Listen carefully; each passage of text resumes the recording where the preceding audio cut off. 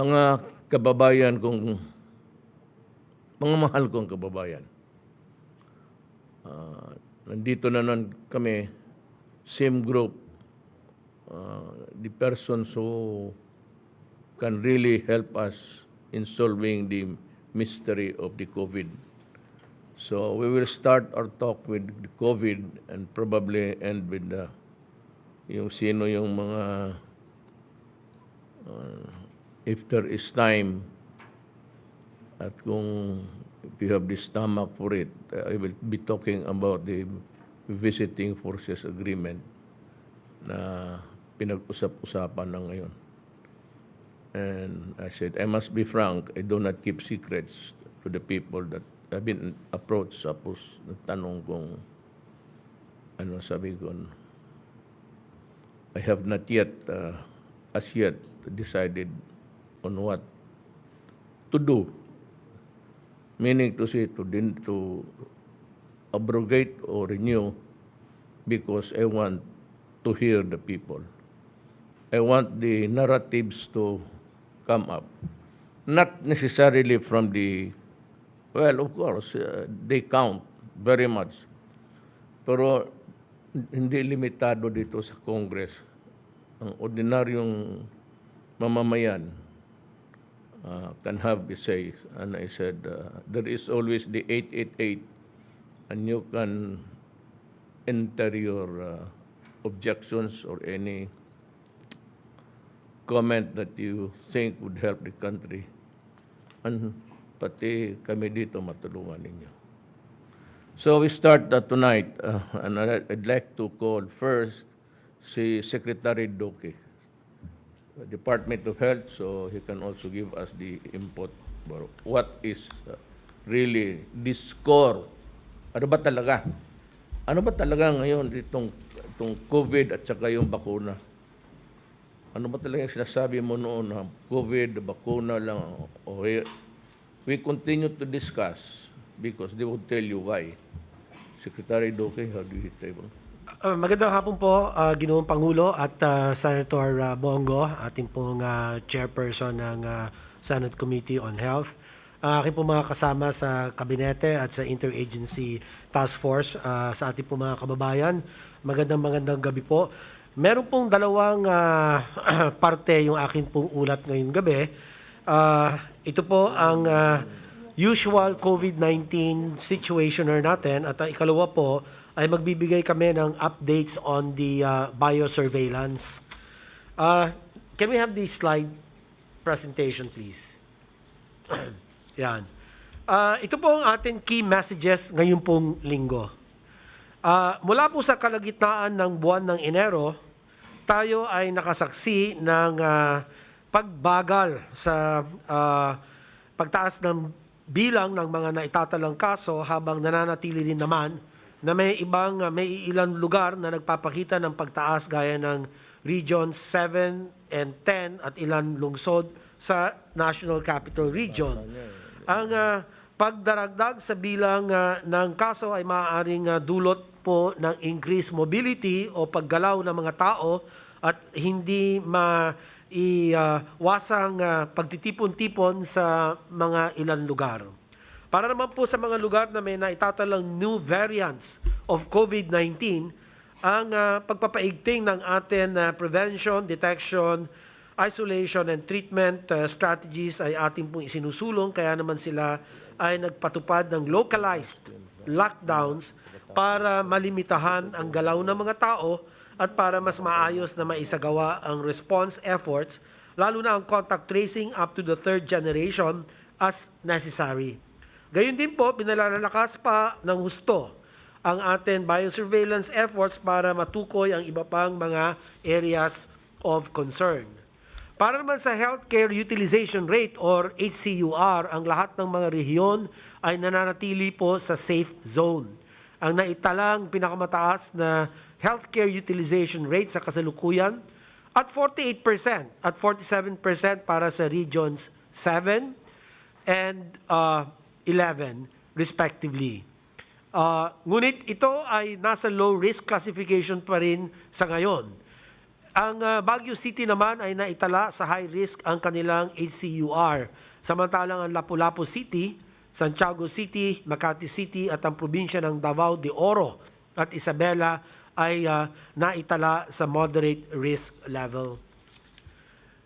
Ngayon, 24 ng Pebrero, may naidagdag na 1,557 na bagong kaso po. At ang total cases po natin ay umabot na sa 566,420 as of today, February 24. Para naman sa atin mga active cases, ang kabuuang bilang ngayon ay nasa 30,970. Ang katumbas po nito ay humigit kumulang 5% ng ating pong mga kabuuan kaso. At sa kabilang dako, ang ating recoveries naman ay umabot na sa 523,321 at ang recovery rate po natin ay asa 92.4%. At habang ang bilang po ng namatay ay nasa 12,129 at ang atin CFR ay nananatiling nasa 2.14%. Next slide. Para naman sa atin world rankings as of February 24, ang Pilipinas po ay nananatili sa ika-31 sa mga bansang may pinakamaraming kaso, habang tayo naman ay bumaba na sa ika-43 or 43rd mula sa 41st sa mga bansang may pinakamaraming active cases. So maganda po ito, bumababa po yung atin ranking, which is a good sign of our success in our pandemic response. Kung ibabangga naman ang bilang ng kaso sa kada 1 milyon populasyon, ang Pilipinas ay nasa 129th rank. Tumaas lamang ng 5 antas mula noong nakaraang linggo. Kung ibabangga naman, next slide please. Kung ibabangga naman ang bilang ng mga namatay sa kada 1 milyon populasyon, ang Pilipinas ay nasa ika-116 or 116th na pwesto. At para naman sa ating case fatality rate, tayo ay nasa ika-69 or 69th na ranking, tumaas lamang ng 1 antas mula sa nakaraang linggo. Next slide. Kung ang atin naman susuriin ang kabuuan ng epidemic curve, kung saan ang mga kaso po ay inilatag base sa petsa ng pagsisimula ng sintomas, mayroon po tayong bahagyang pagtaas na naitala kumpara sa 7-day moving average. At habang ang bilang ng mga kaso ay nakitaan ng pag-akyat noong Enero, ang pagtaas ng kaso ay unti-unting bumabagal hanggang sa kasalukuyan. So nagpa-plateau na po tayo. If you look at the last 7 graphs, this simply shows that although after the holiday season, there has been an increase in the slight increase in the number of cases. However, towards the end or mid-February, this has flattened or the increase has actually slowed down. Next slide. Ito naman po para sa linggong ito, ang makikita po ang patuloy at bahagyang pagbaba ng mga bagong kaso sa pangkalahatan. Sa kabuuan, ang bansa ay may 1% na pagbaba sa 2-week growth rate or 2WGR mula noong nakaraan 3 hanggang 4 na linggo at 1.56 cases per 100,000 population na average daily attack rate or ADAR. Ang mga riyon ng 7, 10, 4B at NCR ay nagpakita ng pagtaas ng kanilang 2WGR at ang Region 7 ang pinakamataas na nakapagpatala ng 64% 2WGR. Ang mga riyon ng CAR, 7, 11, Caraga at NCR ay nakapagtala naman ng ADAR na mas mataas kaysa sa national ADAR at 1.56 per 100,000 population. At mula sa nabanggit, ang CAR ang may pinakamataas na average daily attack rate na nakapagtala ng 5.6 confirmed cases per 100,000 population. Next. Sa slide na ito, ating pong bibigyan ng pansin ang Region 7 at patuloy natin Iminumungkahi na paigtingin panlalo ang kanilang PDITR strategies na lalo na sa mga lugar na nasa high-risk classification, gaya po ng Cebu City, Mandaue City, Lapu-Lapu City. Sa kabuuan ng Region 7 ay nasa safe zone naman ang kanilang healthcare utilization rate at nananatiling Lapu-Lapu City ang nasa moderate risk at 69%. Sunod po na slide para naman sa mga lugar na nasa Region 10, mainam na mabantayan ang mga sumusunod. Ang Cagayan de Oro, Misamis Oriental, and Bukidnon na naitala sa moderate risk classification, buhat ng pagtaas ng kanilang 2W or 2-week growth rate and average daily attack rate. Next slide. Para naman sa NCR, dito po, ang mga lungsod ng Navotas, ang Pasay, ay naitala sa high-risk classification, dulot ng mataas na 2WGR para sa Navotas City, na nagkaroon po ng 349% increase at mataas na average daily attack rate sa Pasay City at 8.62 cases per 100,000 population. Mataas po ito, Ginoong Pangulo. Ang mga lungsod ng Malabon, San Juan, Makati, Manila, Las Piñas, Valenzuela, Quezon at ang munisipyo ng Pateros ay nasa moderate risk classification sa nagdaang linggo. Sa kabuuan, ang mga lugar sa NCR ay nasa safe zone. Ang kanilang HCUR maliban po sa Makati na nasa moderate risk or 63% utilization. Yung pong akin last slide, ito po yung sa patungkol sa MROPB SIA updates. Ito po yung isang slide lang po ito, and I am showing this, Mr. President, because we just want to make sure that when we start rolling out our vaccines against COVID-19, hindi tayo magkakaroon ng sabay na measles and polio outbreaks. And that's why I would like to appeal to the DILG to help us to complete our coverage of our measles, rubella, and the polio supplemental immunization activity. Na aking pong pakiusap sa DILG ay hikayatin ang lahat ng atin pong mga regional directors and local chief executives, lalong-lalo na po, na prioritize ang MROPV SIA in their respective localities for the remaining days of February, especially in barangays with highest unvaccinated children. Next is to facilitate the widest information dissemination for the immunization activity and include the measles, rubella, oral polio vaccine, SIA, in the respective press releases.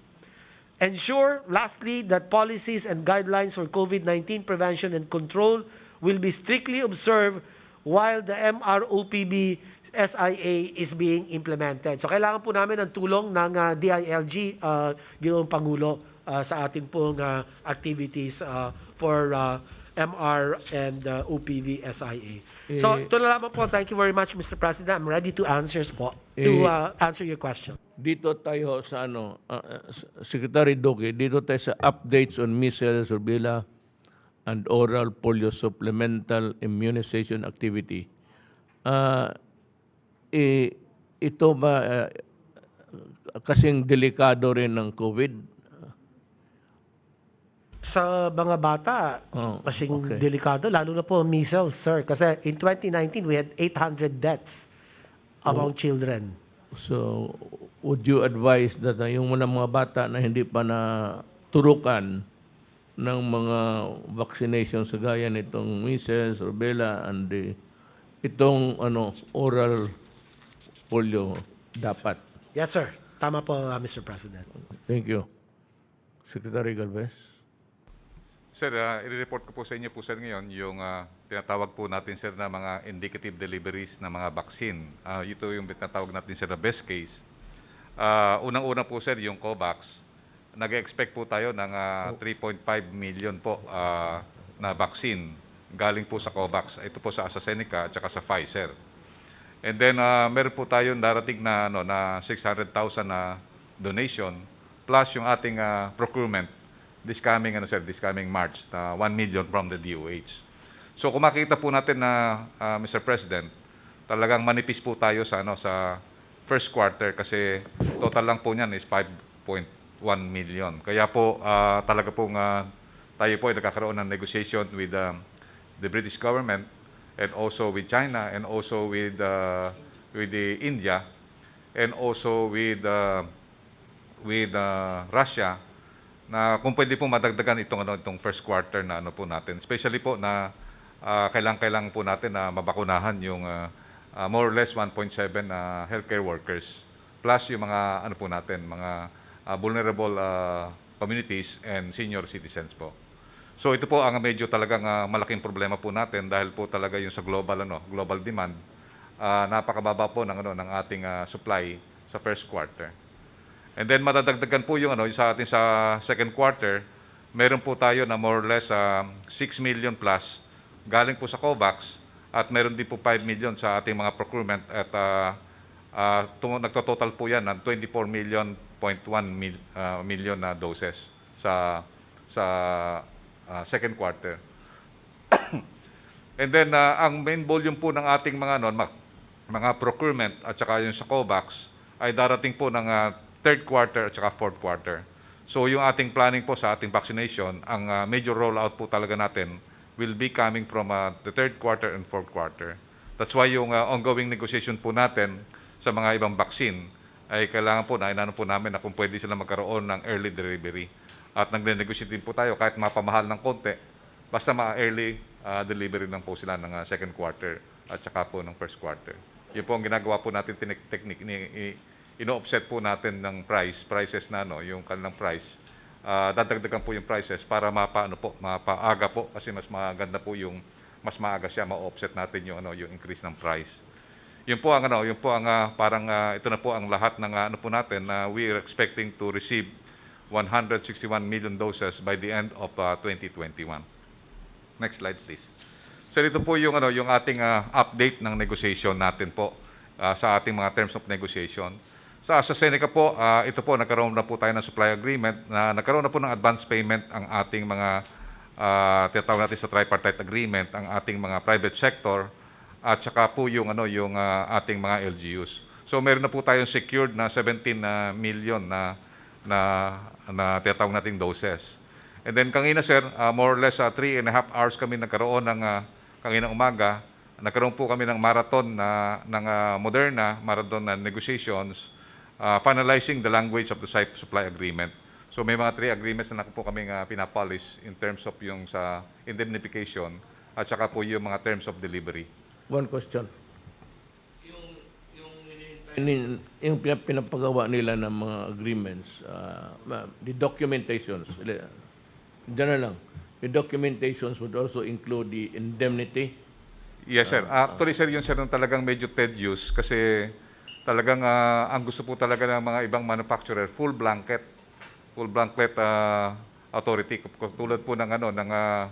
Full blanket absolution. Opo, kasama po doon. Kaya po medyo po tayo dahil kasi po yung Senado at saka sa kami po yung point of view po natin na hindi po ganun talagang parang full blanket dahil kasi po yung tinatawag natin yung good manufacturing practices, kailangan pa rin po ma-maintain din po yun. Kasi yung lahat ng mga yung mga fault nila through gross negligence at saka tinatawag nating willful neglect, dapat po talaga po yun hindi po natin kasi jurisprudence po ng ng ating state na dapat pangalagaan po natin ang ating mga mamamayan sa mga tinatawag nating malpractices po. Malpractices kung na-deliver na yung vaccines, not before. How about the malpractices and negligence of, for example, AstraZeneca, Moderna? Wala tayong laban. So yun po sir, yun ang inano po nila na talagang absolute po yung kaya po nagkakaroon po talaga tayo ng tinatawag nating napakatagal na negotiation kasi siyempre po ang rin po natin we have to protect din po yung health po ng ating kasi po yun lang po kasi ang namin dapat malaman po ng mamamayan at saka ng mga manufacturer na this state cannot waive yung tinatawag na blanket immunity na ang ano po natin ay yung malpractices at willful neglect. Kasi unfair po sa atin na sa isang manufacturer na ano natin yon, na isusurrender po natin yon dahil parang pagka nangyari po, may nangyari na meron silang malpractices. Parang kawawa naman po yung ating mga mamayan na talagang mahihirapan po na makapagano po ng indemnity. Though meron po tayong indemnity fund, pero dapat fair and square, dapat sa negotiation table, it is a fair for us na ilaban natin sa manufacturer na kailangan fair din po sila. Na kailangan i-maintain din po nila na yung specification na required na i-deliver nila na vaccine is also safe and effective. Kung ano po yung in order po natin, dapat po yun ang ibigay nila. So, go ahead. Yes, sir. Kaya po, sir, nagpapasalamat, sir, tayo, sir, sa Senado, sa pamuno, sir, ni Senate President Soto, at saka, sir, Senator Bongo at Senator Angara, na yung talagang yung Senate Bill, isa landmark, Senate Bill 2057, at saka yung House Bill number 8648, na ano po ni Speaker Velasco, ay ito po yung mga landmark na mga legislation na really intend to protect not only the manufacturers but also the vaccinee, considering that merong allocated tayo na na indemnification fund kung just in case na ma-hospital or merong tinatawag tayo yung adverse effect. So lahat po protektado nito po. Ibig sabihin pati po lalo na yung mga manufacturer kung natatakot po sila because of the adverse effect. Ito pong spirit ng Senate bill will fully give them the protection while we are doing everything in good faith to serve the humanity and save our people from this pandemic. Sir, nag-meeting po kami kagabi, kasama po si Secretary Duque at saka ang nag-facilitate po si Yusek Borja. Nag-usap po ang Chinese side at saka po yung Philippine side. Yung preparation po ng mga documentary requirements kasi po yung mga tinatawag natin mga export permit, yung mga acceptance dito pa acceptance. Inaayos na po. So para po yung yung target date po natin na maihabol po natin sa February yung bakuna na napangako po natin na darating ay ihahabol po natin. So yung pong mga documentary requirements ng Government of the Philippines at saka yung Chinese Embassy at saka po yung requirement na documentary requirement ng Sinovac ay inaayos na po at most likely po within 2 to 3 days maayos na po lahat para po sa pagdating po ng ating ang nasabi po ay military aircraft po ang gagamitin para one whole na po itong yung 600,000 po na darating po. Most likely po ang po natin is within this week. So yung rollout plan po ay nailatag na po ni Secretary Vince Dizon. Nakausap na po niya yung mga ibang si Yusek Abotahe at saka ang DOH. Kasi marami pong mga mayor katulad po ni Yorme at saka kami po magbo-volunteer po kami na talagang to have yung building na confidence. Magpapakuna po kami. Dahil kasi po talagang natin safe naman po yung Sinovac. Dahil sa rollout po ng Turkey at saka Indonesia, ang priority po talaga healthcare workers. Yung aged 18 to 59.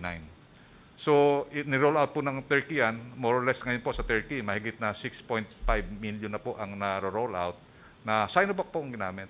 Yung presidente po ng Turkey, nagpabakuna po siya. Lately nga po, yung leader po ng Hong Kong, na 64 years old, nagpabakuna din po nung isang araw. Kari lang. Sa Sinovac din po yun. Kaya po, maano po na si President Widodo, Sinovac din po ang nagano po doon. Kaya po inano po namin sa ating mga mamayan yung mag-alay ng fear na talagang ito pong Sinovac ay safe and effective po ito dahil kasi approve na po ito ng FDA at saka 91% naman po sa Turkey. At nakita natin medyo mababa lang po talaga doon sa healthcare workers kasi yung sa Brazil strain maano po yan mahirap din na i-solve yung kasi talaga po natin yung Brazil isa sa mga tinatawag nating most affected na country.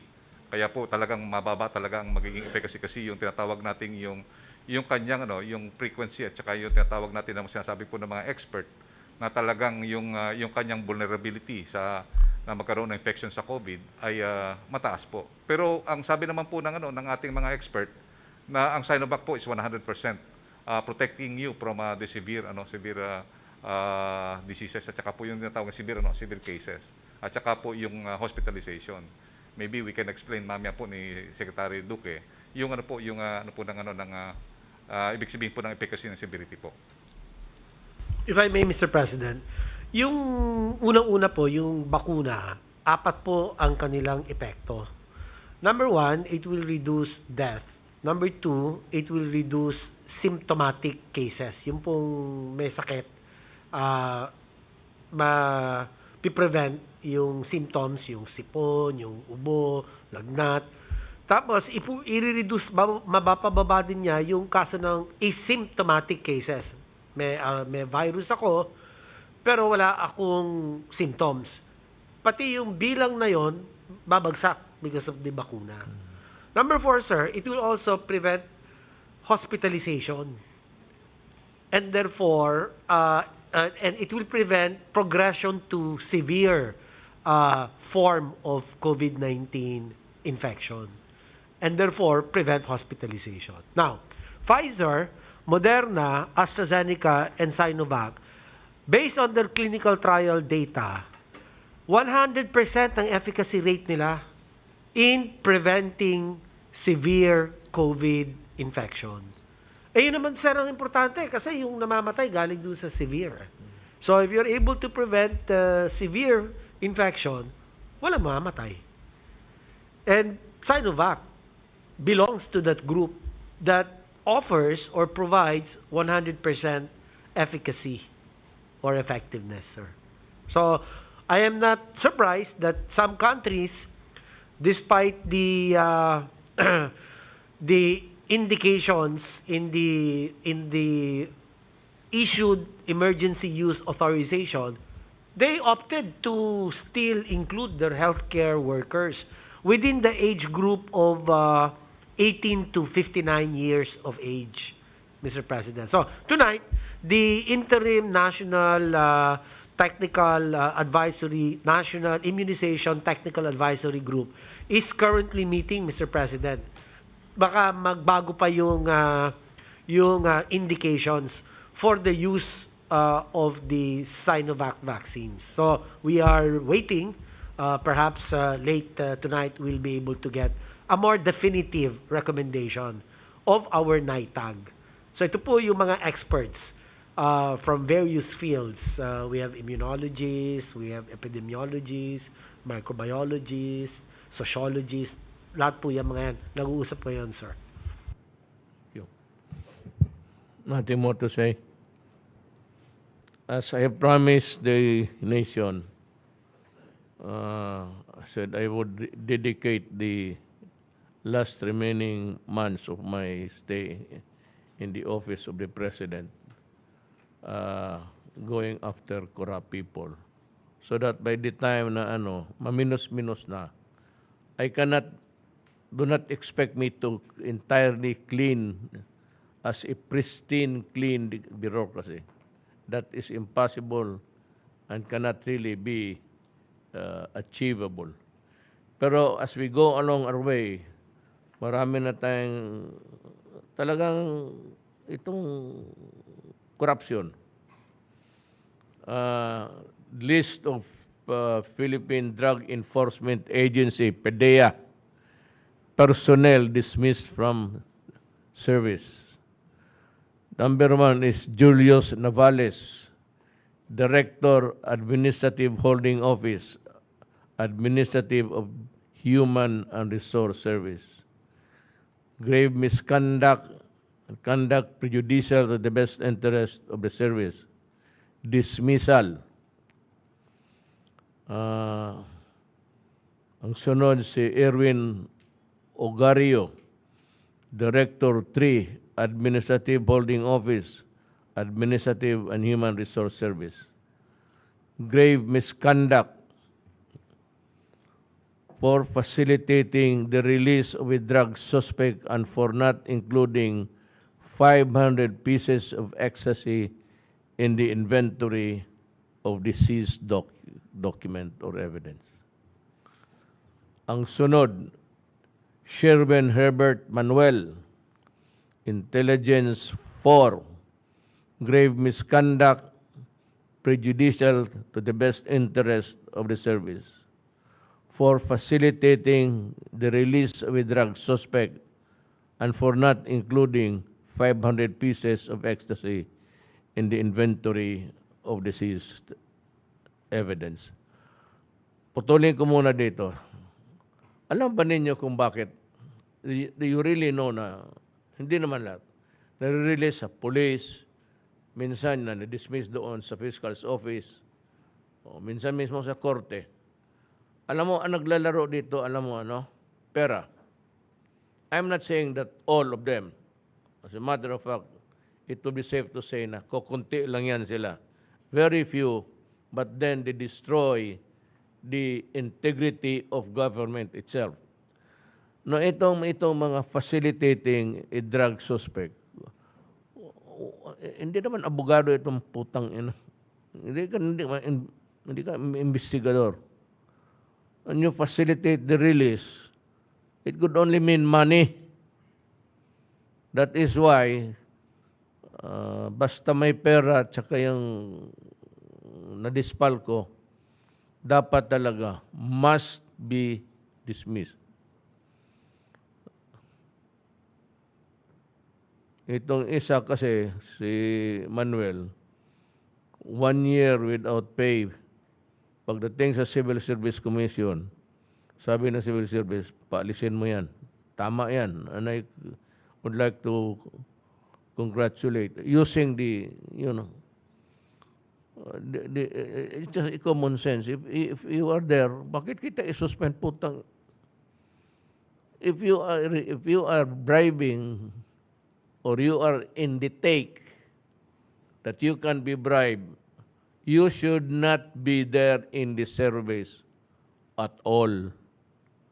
Hindi ako pwede magsabi niyang i-suspend lang kasi gagawa ito ng gagawa sa those policemen, PNP, na ang mga kasalanan itong related sa drugs, pati itong pera, malversation. There's only one penalty there. They should not be in government. They should be out in the streets. Ngayon, alam ko wala itong mga trabaho. But these guys are really, lalo na yung tumanggap ng pera, nasanay sa corruption. Alam na nila ang laro. Gagawa itong mga paraan para mabubuhay. And the easiest way to earn money is to practice the trade of bribery and in the releases at alam na kung paano sinong lapitan. I'm just warning you. Basta itong grave misconduct, hindi ko, ang isa lang, pagdating doon, I will, if it's just wag na kalimutan na ninyo, basta yung droga, tsaka bribery, kalimutan na ninyo yung suspension. Hindi ako maniwala dyan, paalisin kita.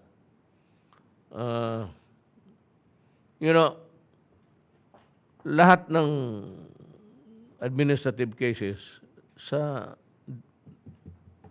Justice Department, sa Executive Department of Government, Executive, Judicial, pati Legislative. Dito ka sa akin. I am the last sa matumbok mo ako. Ang utos ko ngayon ito sa PAC is paalisin ito lahat. Yung lahat na ng suspended, i-modify ninyo. Hindi na maniwala yung may finality sa final and executory. Umalis kayo. Wala akong pakialam. Magdemanda ka. Kasi mo sabihin mo, tapos ka na hearing na yung kaso mo, at iyan lang ang penalty mo, 1 year suspension. Sabihin ko sa iyo, that's bullshit. You get out. Demanda ka. Mili ka kung saan ka gustong opisina magdemanda. Itong si Regan Silverio, intelligence officer, grave misconduct for extortion. Alam mo, basta may regulation, tandaan ninyo ito, taong bayan. Basta may regulation, if there is somebody given to regulate, to deny or approve or do something that would make it easy for him or easy for him to make money and to secure the release of suspected. Kasi kung hindi naman totoo, bakit magbayad? Huwag mong sabihin magpakulong kayo ng mga inosenteng tao. Kaya magsabi ka lang, drug lord, tapos patayin mo. Malaman ko na malaman. Ikaw na lang ipapatay ko rin. Sama kayo sa impyerno. Malaman ko ng malaman. Totoo lang. Baski anong sekreto ng transaction mo, alam ko. So, hindi mo matago yan. You think that ikaw ang intelligence officer, kayo mga intelligence officer, binabantayan rin kayo. Kasi duda man ako, baka mabili ka. Kung hindi ka mabili, mabuti. Kaya yung ninyo, umalis kayo. No, the problem is, pag wala na kayong trabaho, anong gawin ninyo? So, pasok kayo dyan sa mga transaksyon na ganun.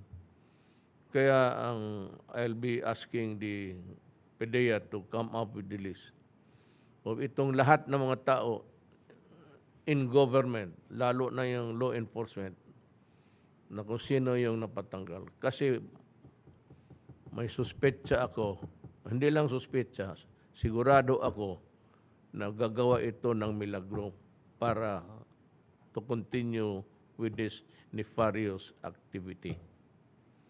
So bantayan ito sila. There must be a team dedicated to watch only these guys who were dismissed from the service. Itong si Hasan Muharram, administrative staff, grave misconduct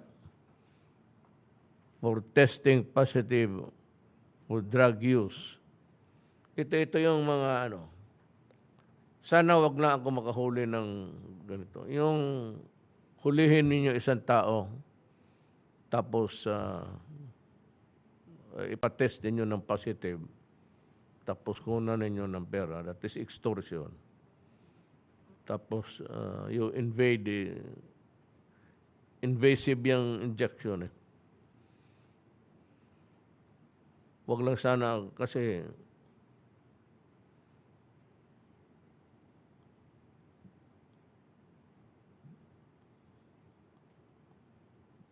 pag napaalis na kayo, bago kayo paalisin, sabihin ko sa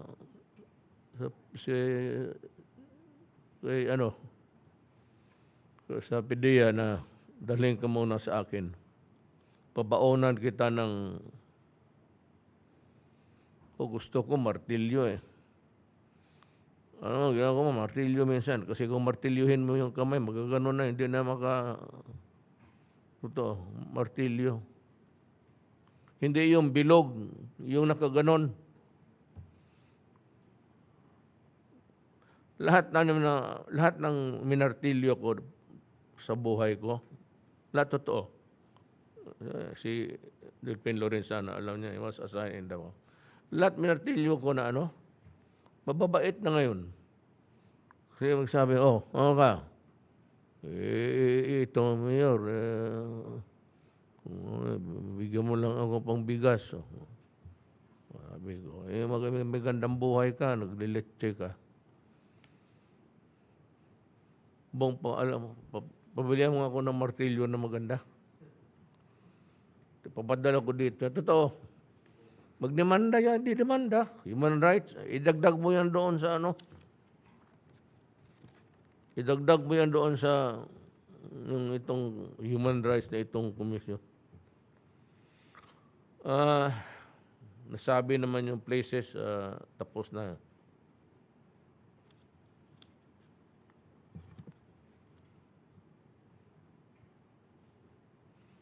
There are only 10 countries today.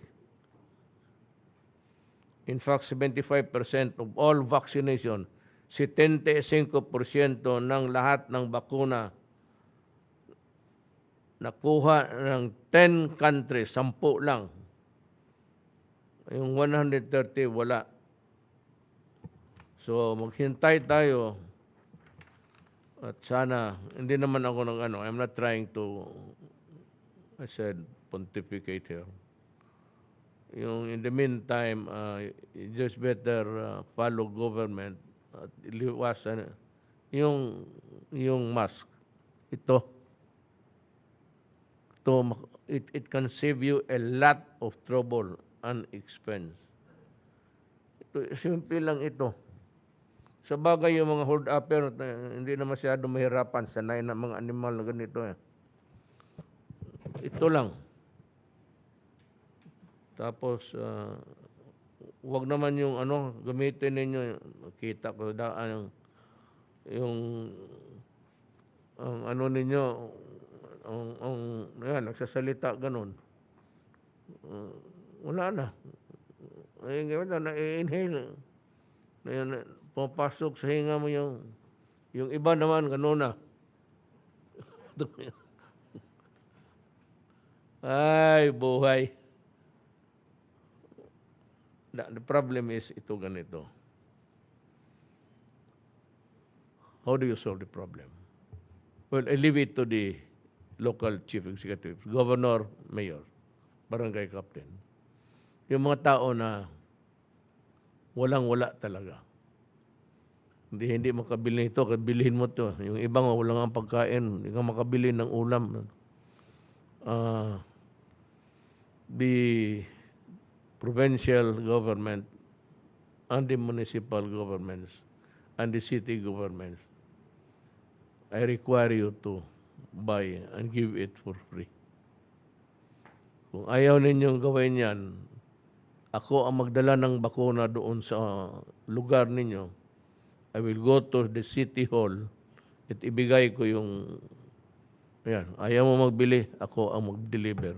Ibigay mo sa mga tao. Ayaw mong gumastos, ako ang gagastos.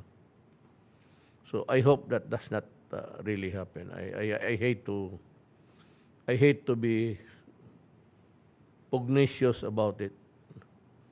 Makipag-away ka dyan. Sana magkaintindihan na lang tayo na itong problema atin lahat. So ilang how many countries? Ilan pa lang ang meron? Again, 75%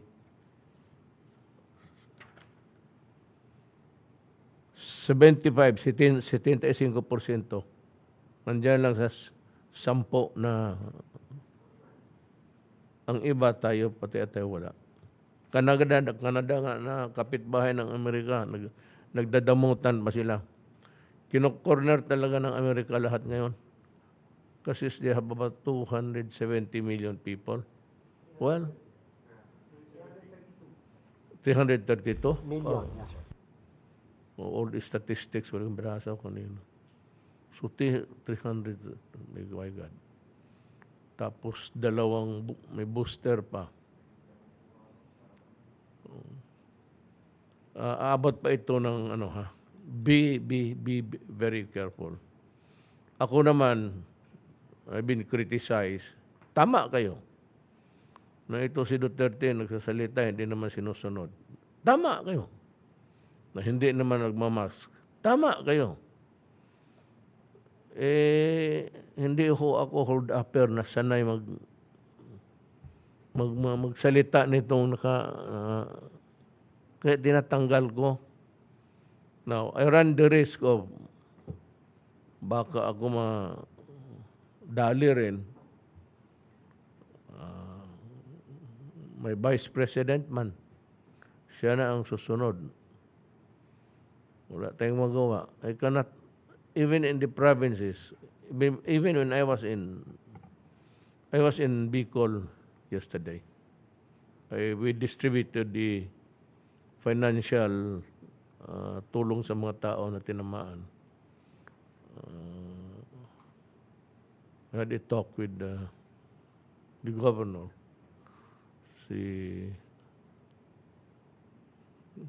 Sino ganun mo? House, Pimentel. Sa Surigao, not Bicol, Bicol in Surigao. Yun pala ang tinamaan ng husto. But there was really no thing about distraction. Well, there were, but it was because of the flooding. Na noon una, yung climate change, medyo ano pa ako noon, parang ayaw ako maniwala. But ngayon, sobra talaga ang tubig na galing sa langit because of umiinit ho ang planeta. At even by a certain degree higher, we are in serious trouble. Kasi yung dagat ho, mabilis na rin yung singaw na tubig. Kung akyat yung parang nag-init ka ng tubig, yung sumisingaw. And the biggest, mas marami pa sa landmass ang tubig. Kaya kung bumagsak yan, talagang tudo-tudo. And we are not prepared for that. Noon, we have the typhoons and the hot weather and the cold weather, usually in December. Pero ngayon wala ng panahon sa bagyo. The bagyo can come anytime. Nagwawala ang tubig nga sa dagat eh. Usually sa atin, Cebu, galing Pacific, it hits Cebu, Leyte, Bicol, yung nasa malapit sa Ang Mindanao, ano ba yung pangalan ng typhoon? Auring? Unang sa nag-plot yung mga taga Pag-asa, ang ka-level niya sa Mindanao. Tapos maya hinintay niya ng ilang oras, umakyat na, kaya tinamaan yung Surigao. Tapos papunta na sa nag-coastline lang siya. Ang Mindanao was spared. Davao was spared. We have to thank the good Lord for that. So many things really coming our way, problems. But if you want to have an advice, if you are ready to get one, there is only one thing really that can save this planet. It's God. Maybe we should pray more. Whatever the God, I have my own God. Of course, it's the same God with everybody. Yung God ng Moro, ng Muslim. Assalamualaikum sa inyo. Magdasal tayong lahat kasi mahirap yung buwan-buwan destructive to the nation. Tsaka yung pera. Hindi na namin nauna doon nauna na yung mga sila General Halad. Ang dinala ko na lang kahapon, talk to Governor Pimentel, yung monetary tulong.